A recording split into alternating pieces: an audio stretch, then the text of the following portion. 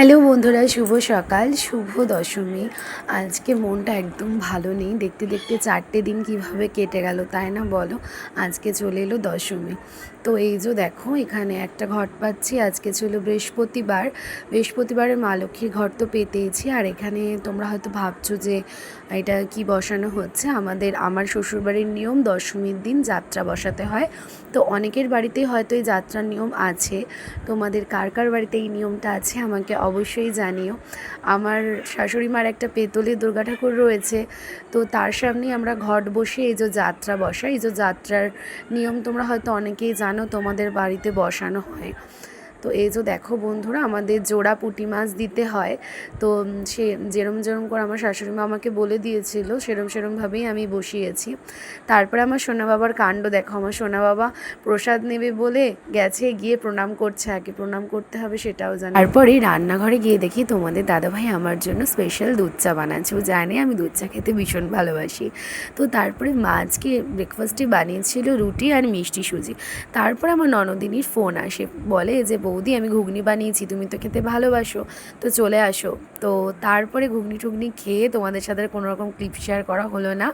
তারপরে সোজা চলে গেছে। এই যে বরণ ডালা সাজিয়ে নিয়েছি, এবার যাব বরণ করতে। আমাকে এই বরণের সাজে কেমন লাগছে তোমরা অবশ্যই জানিও।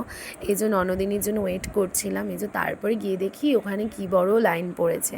মা আমার জন্য লাইনটা রেখেছিল। তো এই যে দেখো দাঁড়িয়ে পড়েছি। এবার অবশেষে আমার পালা এসেছে বরণ করার। ওই যে মা পেছনে দাঁড়িয়ে রয়েছে, আমাকে বলে বলে দিচ্ছে আর আমি মাকে বরণ করছি। আজকে না ভীষণ মনটা খারাপ লাগছে। মাকে যখন বরণ করছিলাম না, মনটা ভীষণ খারাপ লাগছিল। এই বছর পুজোটা জানি না তোমাদের কার কীরকম কেটেছে। আমার ভালোই কেটেছে, কিন্তু পুজোটা যেন চলে এলো আবার হঠাৎ করেই চলে গেল। এই যে দেখো বন্ধুরা, মা বরণ করে নিচ্ছে। এই যে তারপরে আমার ননদিনীও বরণ করে নিল। তারপরে একটুখানি সিঁদুর খেলে নিলাম আমরা সবাই মিলে। এই যে মা, তারপরে সব পাড়ার কাকিমা সবার সাথে সিঁদুর খেললাম। আর এই যে দেখো ননদিনীও তারপরে সিঁদুর খেলে নিচ্ছে। আর আমার বান্ধবীদের বরণ করা আগেই হয়ে গেছিলো, তো ওরা চলে গেছিলো, ওদের সাথে আর সিঁদুর খেলা হলো না।